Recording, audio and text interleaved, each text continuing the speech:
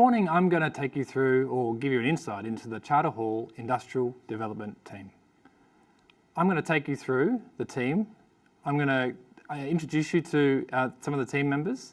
I'm going to go through the development process, talk about customer engagement, give you some customer engagement examples, and then talk to you about the Charter Hall difference. Actually, more specifically, how Charter Hall Industrial Development creates value.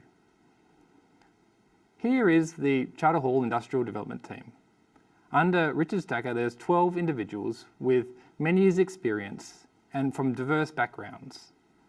This experience and background provides the development team with the ability to actually mitigate risks, with the ability to actually add value to our developments, ensuring that we provide and we create quality assets. So who makes up the development team? Well, the development team is made up of development managers and delivery managers. The development managers focus on the feasibility and the metrics of the transaction and leasing proposal.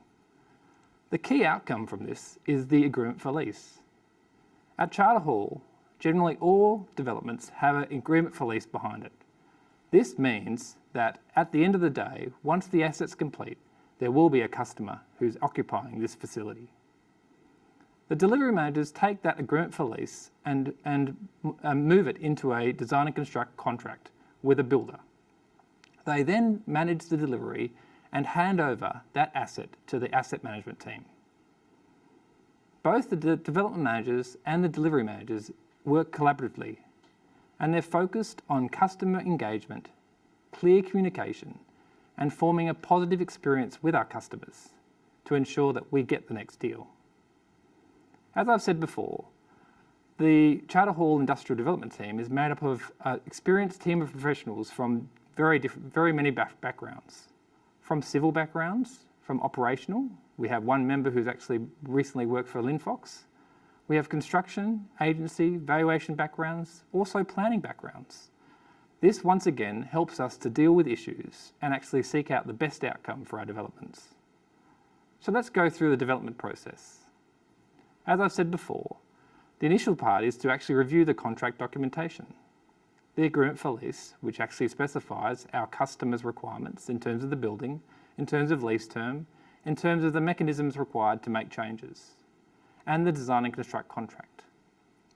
Both of these documents are back to back to make sure that the customer's requirements are actually met within the building requirements. Next, we have to identify project risks. Some of the key risks are program, which is to do with time and the timing of actually the delivery of the facility. Costs, which also relates to variations, because in most situations, the customers would like to make changes for the benefit of their operations. And another risk that we're recently experiencing is contamination. Contamination is just not one of the ground conditions, because there's other ones like geotechnical concerns or other lake conditions which we have to deal with. Once we identify those risks, we develop a program or a series of ways in which we can mitigate those risks. The next step in the development process is completing the design. The agreement for lease rarely includes the full documentation for a building. We then have to take that concept design and develop it to make sure that our customer receives the facility that they need. This design process involves things like safety reviews, details of office layouts, review of sustainability or corporate branding. The next part of the development process is actually establishing the project control group. This is the key forum for the customer, Charter Hall and the contractor to discuss and get updates on the project. We talk through risks, we talk through program, costs, we also talk through safety to make sure that these projects are delivered on time with no safety issues and also to the customer's requirements. This project control group also allows us to update the wider Charter Hall team. It allows us to update the fund managers and also the asset management and the operations team. This then leads to the transition from a development asset to a stabilised asset. This is pretty critically important to the Charter Hall business. We want to make sure that there's a smooth transition and that the customer is clear as to who they can talk to when they have issues. So let's talk about the customer. The customer is critically important to the Charter Hall business. Charter Hall Industrial Portfolio has 160 customers, big and small. But we see them all as being important, so engaging them is critically important for our business. The first thing that we do is recognise the customer's importance. That could be the importance to actually our portfolio, the importance to the overall industrial sector, and importance to the Australian industry. We then need to understand the customer's needs.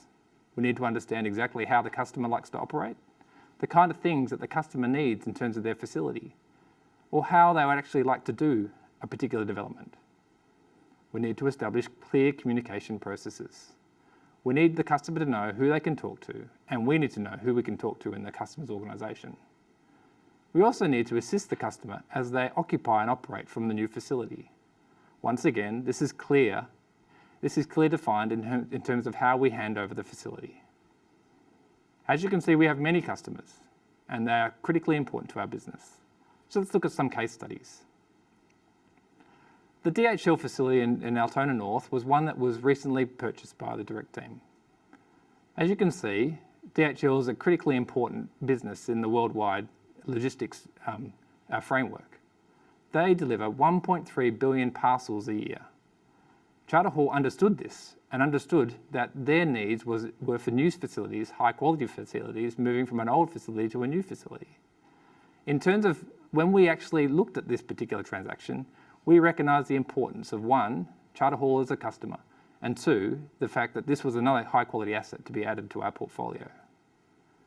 In terms of communication, we knew exactly who to talk to in DHL. We have an existing relationship. We have a number of facilities, and at the time we were completing another development. We knew the head of property, the head of development, and actually operations teams. So we could provide them with the assurance that we could actually transact and we would actually be a partner who could actually deliver this facility in the way that they wanted. And lastly, we could transition from that development to a stabilised asset. We provided them with that comfort that Charter Hall was a business who clearly had the customer in mind. Another example is the main freight distribution centre in Prestons. This development was brought to the market, and Charter Hall clearly understood the importance of that customer when it was brought to market. We understood that Mainfreight was a large-scale logistics provider. We understood that, once again, they had a clear requirement for high-quality assets. And we also understood that they were expanding to meet their customers' requirements. We established clear communication with the executives to actually know any issues that they had and resolve them quickly. And also, we were clear about that transition from the development asset to the stabilised asset. So in looking at the value creation that the Charter Hall Industrial Development team provides, it's clear that we value relationships. It's clear that we are focused on developing high quality assets that we can be proud of and that work well alongside our existing assets. We manage our assets well. This is not just the development team, but this is actually the wider team. This is asset management. This is the operations team. And we're clear about accommodating future needs. We look at our assets as a long-term view, not a short-term view, something that we hold, something that we can actually have more tenants using and utilising. So thanks for your time.